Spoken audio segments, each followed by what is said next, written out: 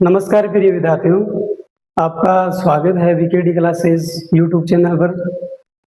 और जैसा कि आपको पहले से विदित होगा कि नंदलाल जी सर द्वारा इस बार जो आगामी सीईटी का एग्जाम है उसकी अच्छी प्रिपरेशन के लिए हमारे और आपके यूट्यूब चैनल पर निःशुल्क संपूर्ण सीईटी का जो कोर्स है वो करवाया जाएगा। और मैं नंदलाल जी सर को धन्यवाद देना चाहूँगा जिन्होंने मुझे इस मुहिम का हिस्सा बनाया तथा उसी के साथ इन्होंने जो राजस्थान का भूगोल है उसको लेकर हमें जिम्मेदारी सौंपी। तो मैं उम्मीद करूंगा कि आप और हम दोनों साथ मिलकर राजस्थान की ज्योग्राफी को अच्छे से कवर करेंगे। जैसा कि आपको पता है कि जो सीईटी का एग्जाम है वो 10+2 का अक्टूबर महीने में बताया गया है, 23 से 25 के बीच में होगा। तो अभी आपके पास वक्त बहुत कम है, आप जल्द से जल्द अच्छे से सोर्स के साथ और ज़्यादा से ज़्यादा समय को यूटिलाइज करके अच्छी तैयारी कर ले ताकि सीईटी में इस बार आपका क्लियर हो जाए। क्योंकि आपको पता है कि इस बार का जो सीईटी है वो एक समान पात्रता परीक्षा ना होकर कंपटीशन का ही एग्जाम है। तो विद्यार्थियों, आपका समय ज़्यादा बर्बाद न करके अब राजस्थान की ज्योग्राफी जो पोर्शन है वो आज से स्टार्ट करेंगे और इसके जो सारे वीडियो है वो वीकेडी क्लासेस यूट्यूब चैनल पर आपको प्लेलिस्ट के तौर पर मिल जाएंगे। तो राजस्थान ज्योग्राफी का जो सिलेबस है उसमें हमारा सिलेबस के कुछ टॉपिक है वो आपके साथ में बता दूंगा कि कौन कौन से टॉपिक हम पढ़ेंगे। हमारा आज का पोर्शन रहेगा राजस्थान की ज्योग्राफी। राजस्थान का भूगोल हमारा सब्जेक्ट रहेगा और इसके अंदर जो टॉपिक होंगे हमारे वो होंगे, इसमें फर्स्ट टॉपिक होगा वो होगा राजस्थान की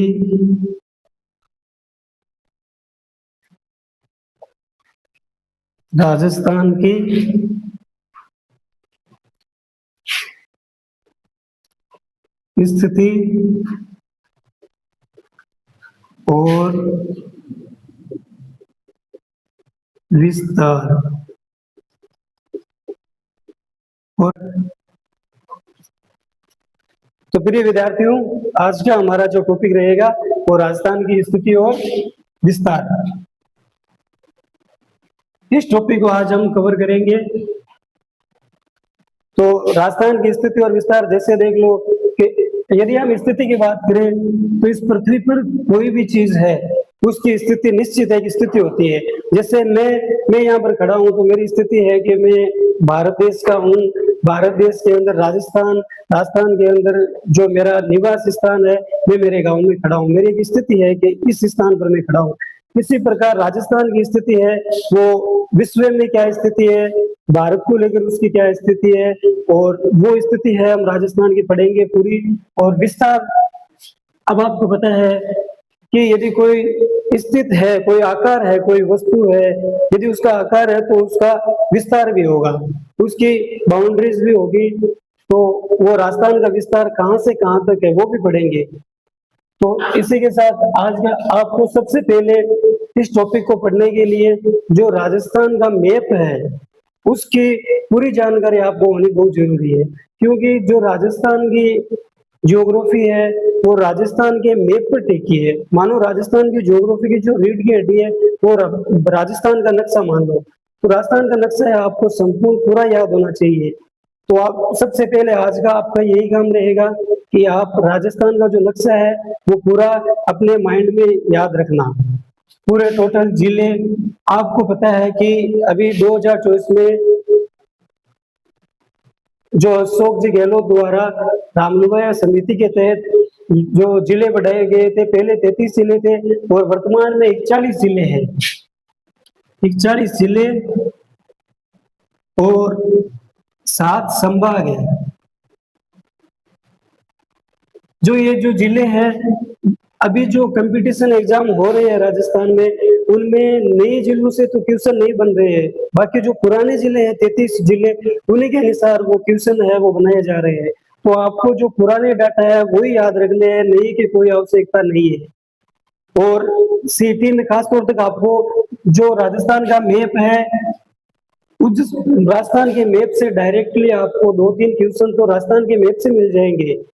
तो आपको राजस्थान का मैप पूरा याद करना है, पूरे जिले वाइज, और जैसे आपको राजस्थान का मैप याद होगा उसी के साथ आपको पूर्व से पश्चिम दिशा के जो जिले हैं वो पूछे जाएंगे या फिर जिलों का आकार पूछा जाएगा। तो आपको राजस्थान का मैप याद करना है पूरा, और उसी के आधार पर हम राजस्थान के अंदर जो नदियां हैं वो पढ़ेंगे, जलवायु पढ़ेंगे, राजस्थान के भौतिक प्रदेश उसी के आधार पर पढ़ेंगे। तो इसमें हमारा जो पहला है वो राजस्थान का नामकरण टॉपिक रह जाएगा। राजस्थान की स्थिति और विस्तार के बाद में राजस्थान का सामान्य ज्ञान, उसके अंदर राजस्थान का नामकरण पढ़ेंगे हम। जैसे हमारा ही जन्म के बाद में कोई नाम होता है, उसी प्रकार है कि राजस्थान का नाम है वो किस प्रकार राजस्थान पड़ा, इससे पहले और क्या क्या नाम थे वो सारे हम आज डिटेल के साथ पढ़ेंगे। तो देखो, सबसे पहले राजस्थान का जो वैदिक काल था, समय प्राचीन काल वैदिक काल था। वैदिक काल में राजस्थान को किस नाम से जाना जाता था? ये डायरेक्टली कंपटीशन एग्जाम में क्वेश्चन पूछे जाते हैं। एग्जामिनर चुपके से यहाँ से क्वेश्चन पूछ लेता है कि वैदिक काल में राजस्थान को किस नाम से जाना जाता था? तो इसका ब्रह्मव्रत नाम से जाना जाता था राजस्थान को। किस काल में? वैदिक काल में। उसी प्रकार कोई पूछ ले अगला क्वेश्चन के जो रामायण है, रामायण में राजस्थान का किस नाम से उल्लेख मिलता है? तो उसका आपको आंसर देना होगा मरुकांता। किस नाम से? मरुकांता नाम से राजस्थान को रामायण में नाम उल्लेख मिलता है राजस्थान का। और उसके बाद में जो आपको बता दिया जाए कि एक बसंतगढ़ शिलालेख है, ये आपको सारे याद रखने हैं ना, क्योंकि एग्जामिनर कोई से भी पूछ सकता है, वैदिक काल का पूछ सकता है, रामायण में पूछ सकता है। एक आता है आपका, एक बसंतगढ़ शिलालेख है, बसंतगढ़ शिलालेख। शिलालेख का मतलब होता है बच्चों, जैसे पत्थर होता है उस पर शिला पर उत्कीर्ण होता है, उस पर नाम सारा डिटेल लिखा होता है समय। तो वो बसंतगढ़ सिरोही है, ये सिरोही में है। अब सिरोही से एक शिलालेख मिलता है, उसमें राजस्थान का नाम है वो राजस्थानी आदित्य नाम मिलता है। क्या मिलता है? राजस्थानिया राजस्थानी आदित्य नाम मिलता है। बसंतगढ़ शिलालेख जो सिरोही में मिला था, और वो जो 625 ईस्वी का बताया गया है। इसका समय एग्जामिनर पूछ भी सकता है कि बसंतगढ़ शिलालेख का समय कौन सा था, किस समय का था? वो 625 ईस्वी का माना जाता है। और इसमें कौन राजस्थान का नाम क्या देखने को मिला? राजस्थानी आदित्य। तो एक बार आप इसका स्क्रीनशॉट ले लो, इतना ही।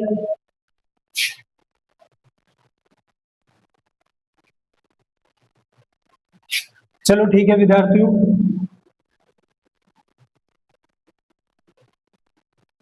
अब जो नामकरण में आगे की जो राजस्थानी आदित्य के बाद में नामकरण है राजस्थान का, वो राजपूताना पड़ा।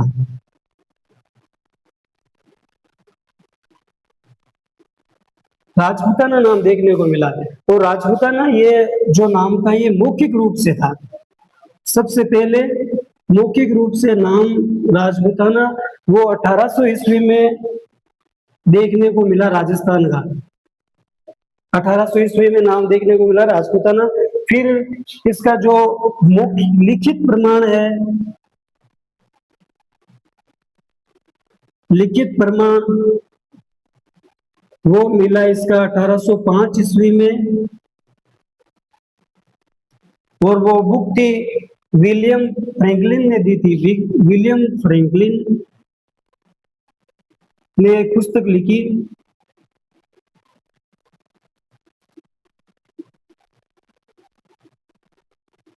विलियम फ्रैंकलिन ने एक पुस्तक लिखी, जिस पुस्तक का नाम था आपका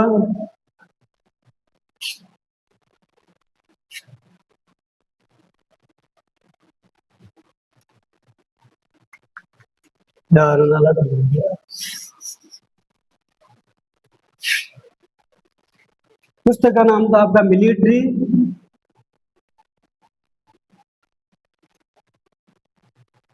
मेमोरियस ऑफ जॉर्ज थॉमस। इस पुस्तक में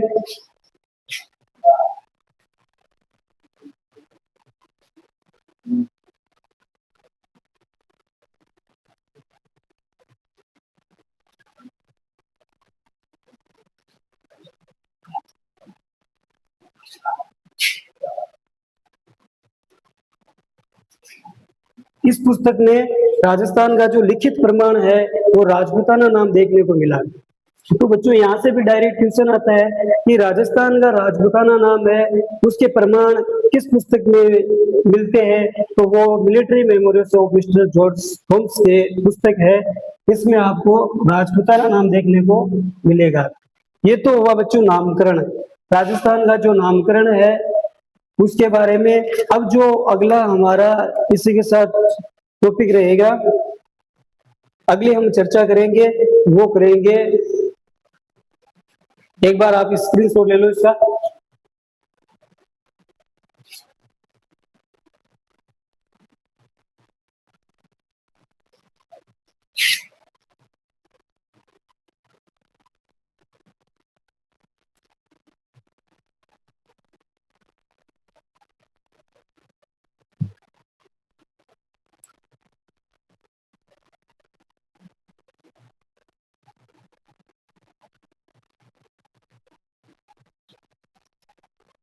अब देखो बच्चों के राजस्थान का जो आज के समय का राजस्थान नाम है ये किसने दिया था? ये एक महत्वपूर्ण बात है कि आज हम राजस्थान को राजस्थान बोलते हैं, ये नाम सर्वप्रथम किसने दिया था?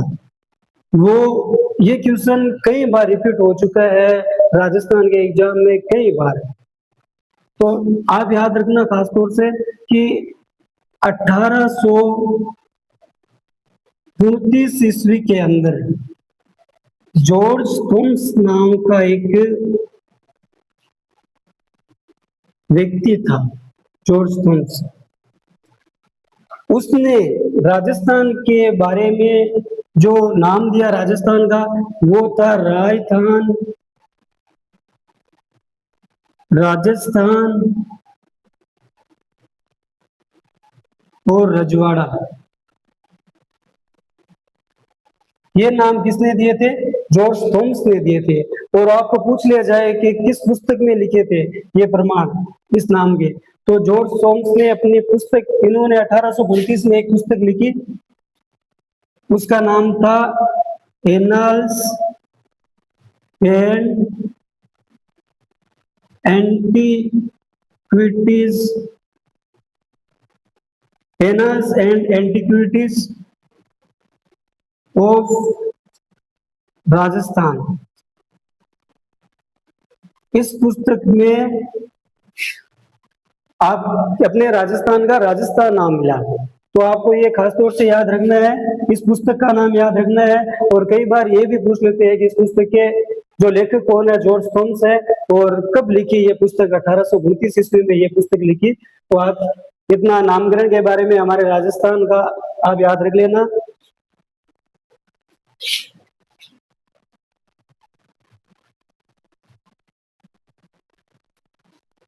अब जो अगली हम चर्चा करेंगे,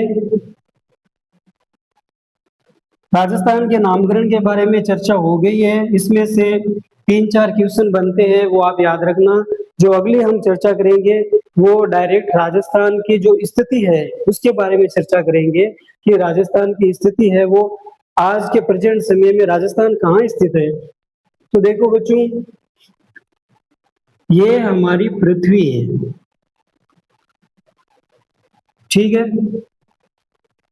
इस पृथ्वी पर किसी भी स्थान की जो स्थिति है वो देखने के लिए जो भूगोलवेताओं द्वारा कुछ काल्पनिक रेखाओं का अध्ययन किया गया इस पे। उस काल्पनिक रेखाओं में ये देखो, ये काल्पनिक रेखा जो पूर्व से पश्चिम की तरफ खींची गई, जो भूमि के एकदम मध्य से, ये 0 डिग्री अक्षांश कहलाई। इस रेखा को 0 डिग्री अक्षांश रेखा भी कहते हैं, या फिर हम इसे भूमध्य रेखा भी कह सकते हैं, क्योंकि ये भूमि के मध्य से होकर गुजरती है। तो ये अक्षांश है। जो अक्षांश किसे बोलते हैं? ये अक्षांश रेखा हो गई। अक्षांश बोलते हैं कि गोलोक पर पूर्व दिशा से पश्चिम दिशा की ओर खींची गई काल्पनिक रेखाएं वो अक्षांश रेखाएं कहलाती है। और ये अक्षांश जो 0 डिग्री अक्षांश है, ये पृथ्वी को 2 भागों में कन्वर्ट करता है। जो ऊपरी भाग है ये कहलाता है उत्तरी गोलार्ध,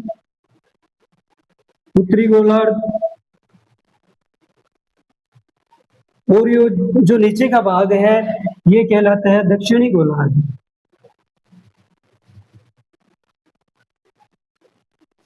दक्षिणी गोलार्ध। ये अक्षांश रेखा है वो पृथ्वी को 2 गोलार्धों में बांटती है, उत्तरी गोलार्ध और दक्षिणी गोलार्ध। अब यदि हम किसी स्थान की जो लोकेशन पढ़ेंगे ना, उस लोकेशन के अंदर जो अक्षांश है वो उत्तर दिशा में चलेंगे और दक्षिण दिशा में चलेंगे। जैसे मान लो कि यहीं पर कोई स्थान है तो उसके लिए जो अक्षांश चलेंगे वो उत्तरी अक्षांश लगेंगे। इस अक्षांश से लेकर इस उत्तरी अक्षांश तक ये लोकेशन होगी इसकी। ये तो हो गई अक्षांश। और इसी प्रकार एक ये मान लो हमारी पृथ्वी है वापिस, और इसमें उत्तर से लेकर दक्षिण तरफ की एक काल्पनिक रेखा खींची गई। ऐसे कई अक्षांश रेखाएं हैं और ये देशांतर रेखाएं कहलाती है। देशांतर रेखाएं कौन सी कहलाती है? जो ग्लोब पर उत्तर से दक्षिण तरफ की ओर खींची जाती है, और तथा ये भी काल्पनिक रेखाएं होती है। ये किसी भी जो स्थान है ना उसकी स्थिति के लिए बनाई गई है, ताकि उसकी स्थिति है वो सुनिश्चित हो सके। ये देशांतर रेखा, इसको 0 डिग्री देशांतर बोलते हैं, 0 डिग्री देशांतर। और इसी को हम ग्रीनविच रेखा के नाम से भी जानते हैं। ग्रीनविच रेखा, ग्रीनविच रेखा, ग्रीनविच रेखा ये तो भूमध्य रेखा कहलाती है, क्योंकि ये भूमि के मध्य से गुजरती है। जो ग्रीनविच रेखा है ये 0 डिग्री देशांतर, ये इटली के जो ग्रीनविच शहर है उससे गुजरती है प्रॉपर, तो इसीलिए इसका नाम ग्रीनविच रेखा रख दिया गया। तो देखो विद्यार्थियों, ये जो 0 डिग्री देशांतर या ग्रीनविच रेखा है ये पृथ्वी को 2 गोलार्धों में बांटती है। जो ये एक तो पूर्वी गोलार्ध, ये पूर्वी गोलार्ध हो गया, पूर्वी गोलार्ध, और ये इधर का हो गया पश्चिमी गोलार्ध, पश्चिमी गोलार्ध। तो अब आपको क्या याद रखना है कि आज हम राजस्थान की स्थिति पढ़ रहे हैं, तो राजस्थान की स्थिति के अक्षांश के अनुसार, अक्षांश रेखा के अनुसार राजस्थान कहाँ पर स्थित है? तो ये 0 डिग्री अक्षांश है ना, इससे राजस्थान उत्तरी दिशा में उत्तरी गोलार्ध में स्थित है। यहाँ पर राजस्थान स्थित है, तो अक्षांश के अनुसार राजस्थान की स्थिति होगी उत्तरी गोलार्ध में। और उसी प्रकार यदि हम देशांतर के अनुसार देखें तो राजस्थान की स्थिति हो गई आपके पूर्वी गोलार्ध में।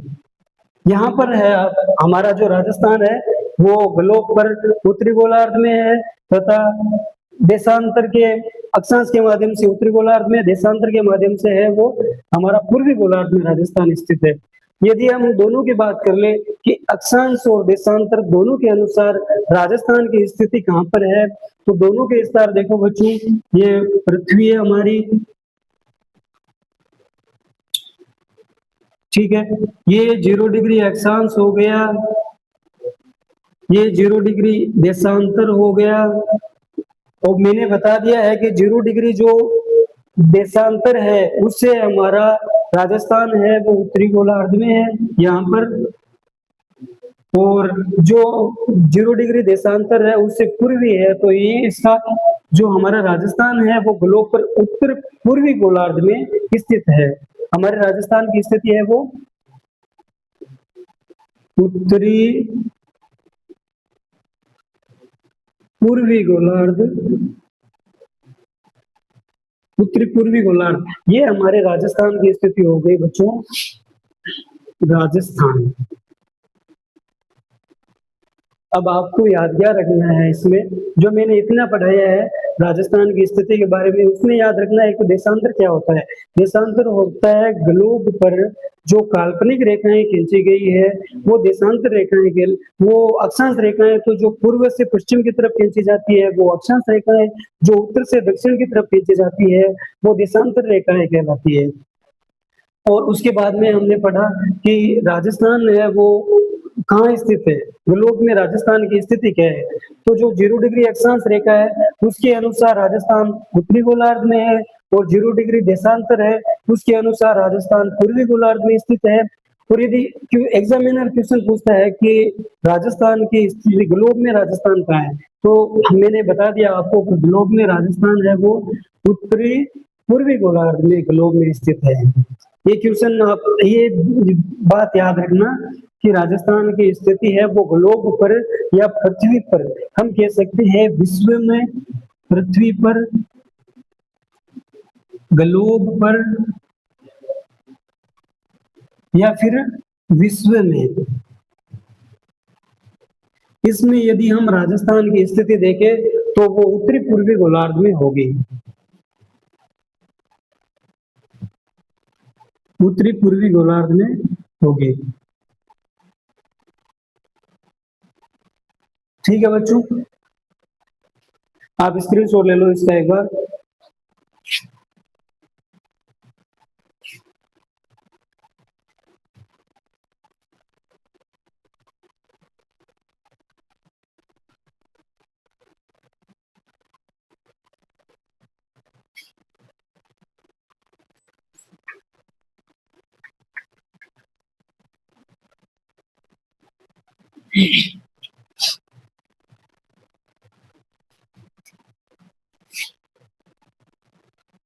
तो उम्मीद करता हूं कि अभी जो मैंने बताया है वो आपको समझ में आ गया होगा।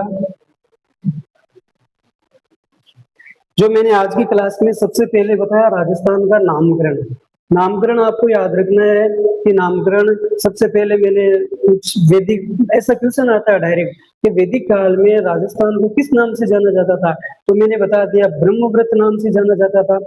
अगला रामायण में राजस्थान का नाम क्या उल्लेख मिलता है, राजस्थान के किस नाम का उल्लेख मिलता है, तो उसमें मरुकांतर मिलता है।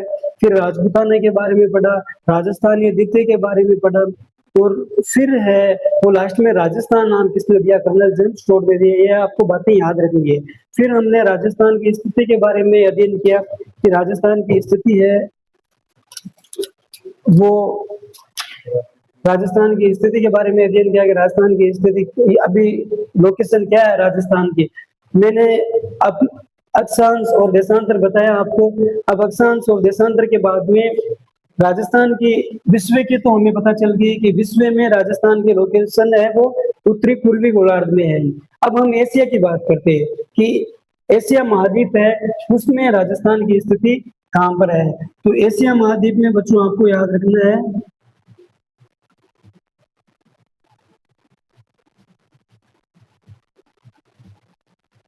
एशिया महाद्वीप है उसके राजस्थान है वो दक्षिण पश्चिम दिशा में स्थित है, दक्षिण पश्चिम दिशा में,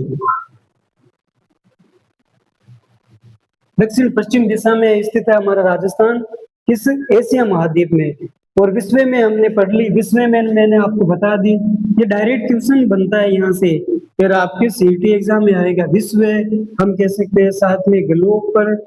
एग्जामिनर ऐसे भी पूछ सकता है कि विश्व में राजस्थान की स्थिति कहाँ पर है, ग्लोब में कहाँ पर है, ये एक ही बात है। या फिर पृथ्वी भी बोल सकते हैं, यहाँ पर पृथ्वी पर मैंने बता दिया उत्तरी पूर्वी गोलार्ध में स्थित है, ये आपको मैंने जानकारी पहले ही दे दी, उत्तरी पूर्वी गोलार्ध। और एशिया में बता दिया कि दक्षिण पश्चिम में है। अब यदि हम भारत की बात करें कि भारत के अंदर हमारे राजस्थान की स्थिति कहां पर है, तो देखो बच्चों यह हमारा भारत का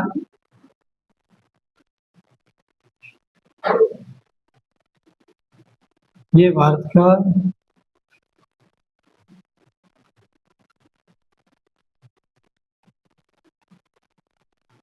ये भारत का नक्शा है। तो इस भारत के नक्शे में हमारे राजस्थान की स्थिति है वो हम यहाँ पर लोकेटेड है। मतलब यदि दिशा के अनुसार देखें तो राजस्थान की स्थिति भारत के अंदर उत्तर पश्चिम, हम है वो भारत के उत्तर पश्चिम दिशा में स्थित है। हमारा राजस्थान है वो उत्तर पश्चिम। एग्जामिनर यहाँ से भी क्वेश्चन पूछता है तो मैं यहाँ पर बता दूं आपको, भारत में राजस्थान की स्थिति, जो भारत में राजस्थान की स्थिति है वो आपको मैंने बता दी उत्तर पश्चिम दिशा में है। वो हमारा राजस्थान है वो भारत के उत्तर पश्चिम दिशा में स्थित है। तो उम्मीद करता हूँ कि आपको ये बातें समझ में आ गई। तो आप हमारे साथ साथ नोट्स बनाते चले और ये अपने कॉपी में लिखते रहे।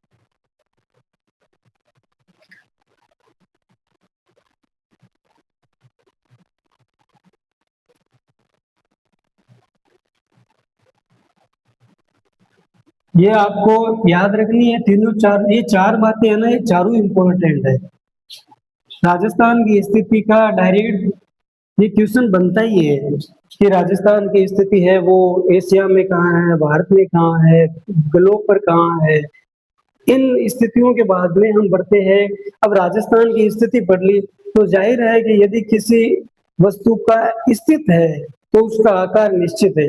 तो हम देखते हैं कि राजस्थान का आकार कैसा है, राजस्थान का विस्तार कितना है, राजस्थान की आकृति कैसी है। अगली जानकारी हम इन टॉपिक, अगली हमारी जानकारी, अब क्वेश्चन होगा राजस्थान की आकृति।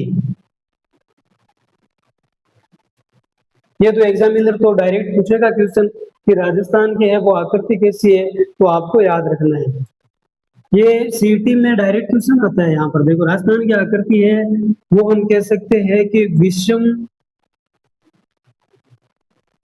विषम कोणीय चतुर्भुज।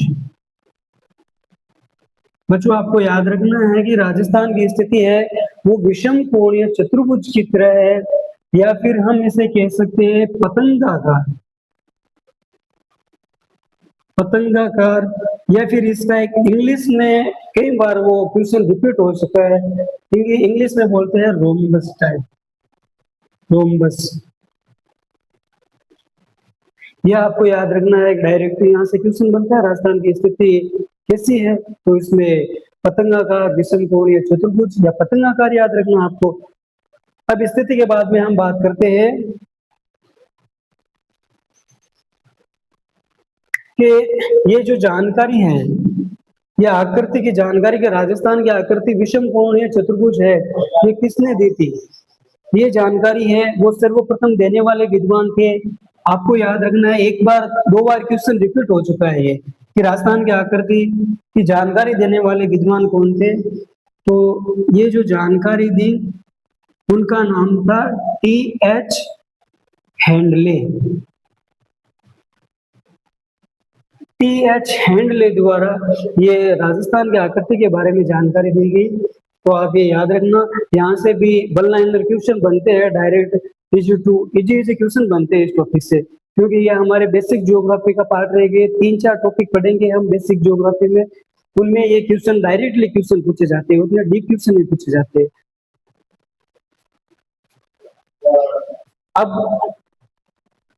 अब हम ये बेसिक जानकारी आपको याद रखनी है। इसके बाद में हम अब राजस्थान की जो डायरेक्ट स्थिति है उसके बारे में अध्ययन करते हैं कि राजस्थान की जो विस्तार कितना है।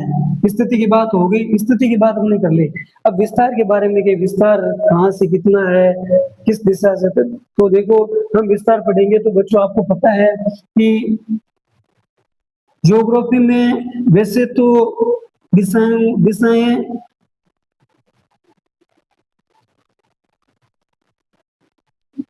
मुख्य रूप से 4 दिशाओं को माना जाता है। वैसे तो 16 दिशाओं का 16 दिशाओं का होता है, ज्योग्राफी में 16 दिशाएं पढ़ी जाती है, लेकिन मुख्य रूप से 4 दिशाएं मानी जाती है।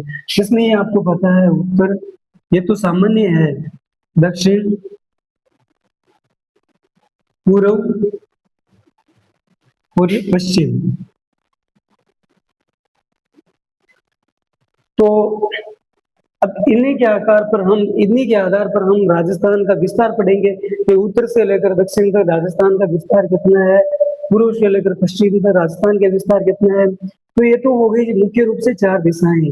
इसके अलावा जो इनके जो बीच का ये कोण कहलाता है, ये बीच के 4 कोण है ना, इन कोणों के आपको नाम याद रखने हैं। कई बार एग्जामिनर पूछ लेता है यहाँ में से बीच में से कि जो ये कोण हो गया, अब देखो डायरेक्ट आपको यहाँ उत्तर पूर्व के बीच में कौन सा कोण है, पूर्व से दक्षिण के बीच में कौन सा कोण है, इनके डायरेक्ट नाम याद रखना है। और ये हमारे जो एशिया अभी लोकेशन बताए थे ना, उस लोकेशन में भी आते हैं, उस लोकेशन में भी क्वेश्चन डायरेक्ट बनता है।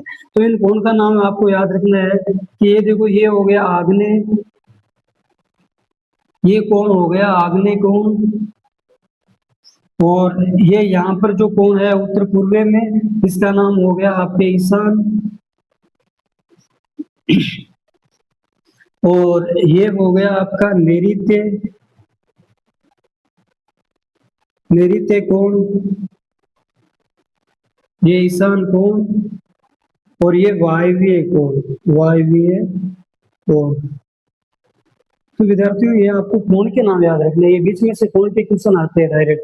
कभी कभी तो ये पूछ लेते हैं उत्तर पूर्व दिशा के बीच में कौन सा कोण है। तो ये भी, अब अगला क्वेश्चन ये है कि जैसे कि अभी जो जो हम नए मकान का निर्माण करवाते हैं, भवन का निर्माण करवाते हैं, जो पंडित से हम पूछते हैं ना, वो इन्हीं कोण के आधार पर हमारे मकान का जो नक्शा बनाते हैं, वो इन्हीं के आधार पर बनाते हैं। कैसे?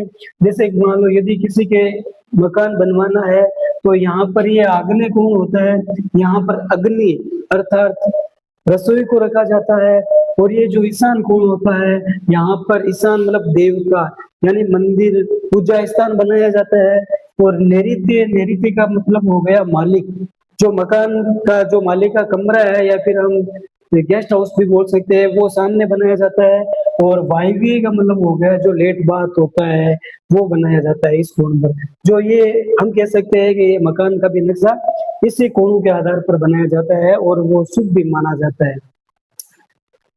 तो अब मैंने बता दिया, अभी आपको पिछली बार मैंने जानकारी दी कि जो राजस्थान की स्थिति है वो ग्लोब में उत्तर पूर्वी गोलार्ध में है। तो हम ऐसा भी कह सकते हैं कि उत्तर पूर्वी गोलार्ध में यहाँ पर विश्व में, यहाँ विश्व लिख सकते हैं, ग्लोब लिख सकते हैं। ये डायरेक्ट आता है कि किस कोण में, कि राजस्थान है वो एशिया के दक्षिण पश्चिम में स्थित है, और कौन से कोण पर स्थित है। तो उस कोण का नाम याद रखना है, क्योंकि एशिया में यहाँ पर, यहाँ एशिया में स्थित है हमारा राजस्थान, इस नैऋत्य कोण में, और वायव्य में ये कोण है यहाँ पर भारत। देखो भारत में तो राजस्थान है वो उत्तर पश्चिम दिशा में स्थित है, इसीलिए उसके लिए कौन आएगा, वायव्य कोण आएगा। विश्व में या ग्लोब में है वो उत्तर पूर्वी गोलार्ध में, इसीलिए उस कोण का नाम ईशान कोण आ जाएगा। और एशिया के अंदर है वो दक्षिण पश्चिम दिशा में है, तो यहाँ पर नैऋत्य कोण है जो वो नाम आ जाएगा। तो ये भी आपको याद रखना है दिशा के अनुसार। इन कोणों का आपको नाम याद रखना है। अब हम पढ़ते हैं कि राजस्थान है वो उत्तर से दक्षिण, पूर्व से पश्चिम, उसका जो विस्तार है वो क्या है, विस्तार के बारे में पढ़ेंगे।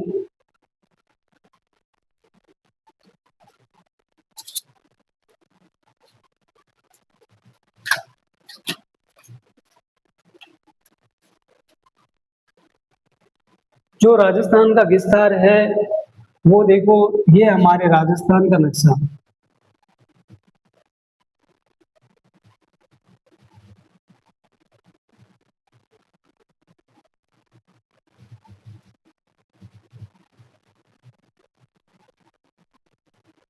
लगभग हमारे राजस्थान की आकृति हमने पढ़ चुकी है कि विषम कोणीय चतुर्भुज, पतंगाकार अथवा रोम्बस टाइप की है।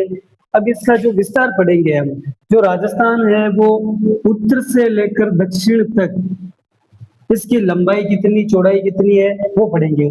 पूर्व से लेकर पश्चिम तक, ये उत्तर से लेकर दक्षिण तक तो राजस्थान की जो लंबाई है ये होगी 826 किलोमीटर। 826 किलोमीटर जो उत्तर से लेकर दक्षिण तक लंबाई होगी, तथा जो पूर्व से लेकर पश्चिम तक ये जो चौड़ाई है वो होगी 869 किलोमीटर। यह आपको याद रखना है कि राजस्थान की उत्तर से दक्षिण जो लंबाई है वो 826 और पूर्व से जो पश्चिम की जो चौड़ाई है वो 869 किलोमीटर मानी जाती है।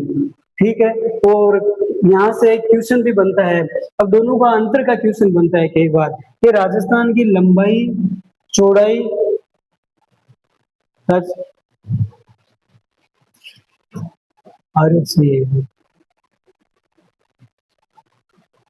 यहाँ से अंतर का क्वेश्चन बनता है कि राजस्थान के उत्तर से दक्षिण की लंबाई तथा पूर्व से पश्चिम की चौड़ाई में अंतर कितना होता है। अब विद्यार्थी ये तो याद कर लेता है कि 826 से 869 किलोमीटर है, लेकिन इनका अंतर याद नहीं करता है। ये डायरेक्टली क्वेश्चन बनता ही है और कई बार पूछा गया है। तो आपको याद रखना है कि राजस्थान की उत्तर से दक्षिण लंबाई माइनस, यहाँ पर अंतर पूछा है पूर्व से पश्चिम चौड़ाई, इनका अंतर है वो आपको याद रखना है 43 किलोमीटर। 43 किलोमीटर इनका अंतर है वो आपको याद रखना है, क्योंकि यहाँ से डायरेक्ट क्वेश्चन बनता है और यहाँ से यदि याद रखोगे तो आपका 1 नंबर पक्का हो जाएगा। ये तो हो गई बात राजस्थान की लंबाई और चौड़ाई के बारे में। अब जो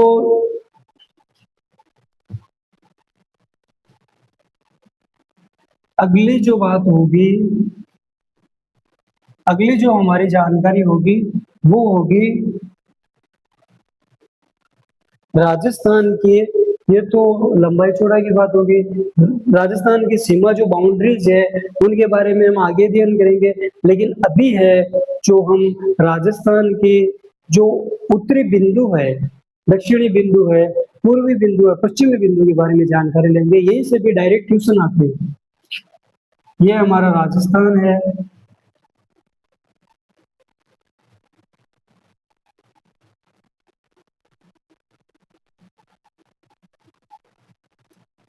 इस राजस्थान का उत्तरी बिंदु कौन सा है, दक्षिणी बिंदु कौन सा है, पूर्वी बिंदु कौन सा है और पश्चिमी बिंदु कौन सा है। इन बिंदु के डायरेक्ट नाम पूछे जाते हैं कि उनकी लोकेशन क्या है इन बिंदु की। तो आपको याद रखना है कि उत्तर में यहाँ पर देखो जो लोकेशन है वो श्री गंगानगर जिला लगता है। श्री गंगानगर ये तो जिला और इसी की तहसील होती है गंगानगर। गंगानगर तहसील स्थित है और जो गांव है वो याद रखना आपको कोणा गांव।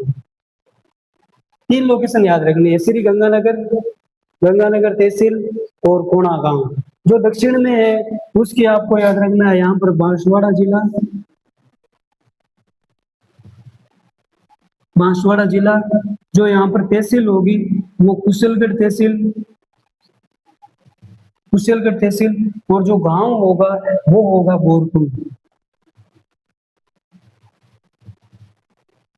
बोरकुंड गांव। ठीक है विद्यार्थियों, ये तो हो गई उत्तरी बिंदु, ये हो गया दक्षिणी बिंदु। इसी प्रकार हम पूर्वी बिंदु का बताए तो धौलपुर यहाँ पर जिला हो जाएगा धौलपुर, और जो तहसील होगी वो होगी राजाखेड़ा तहसील, और जो गांव होगा वो होगा सिलाना गांव।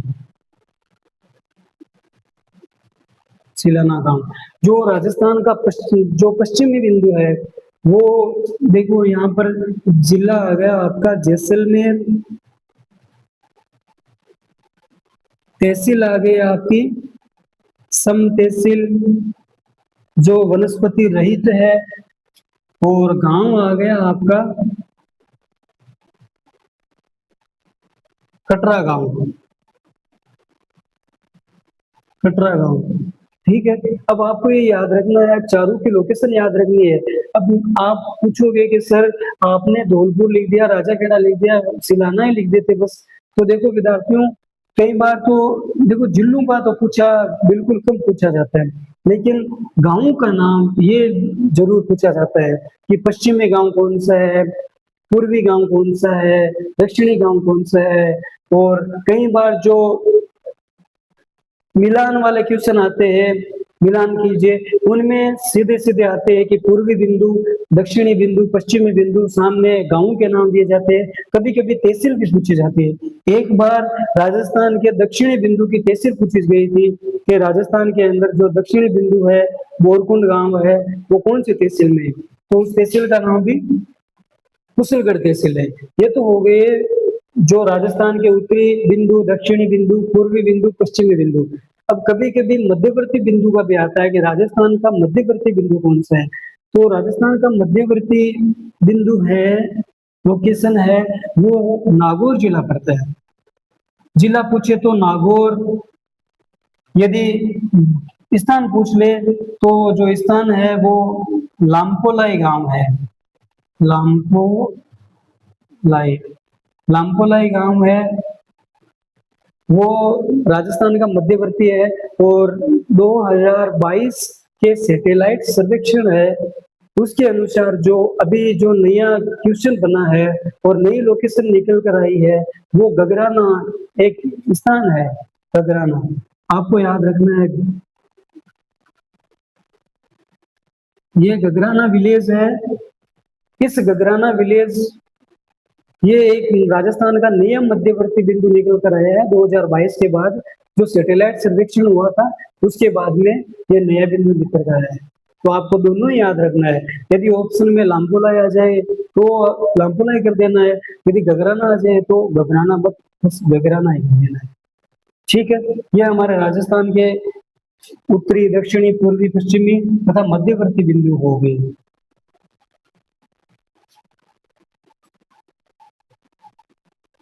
और यदि आपका कोई भी क्वेश्चन है, कोई भी डाउट है तो वो आप कमेंट बॉक्स में लिख देना, हम उस पर आपको वापस रिप्लाई देंगे।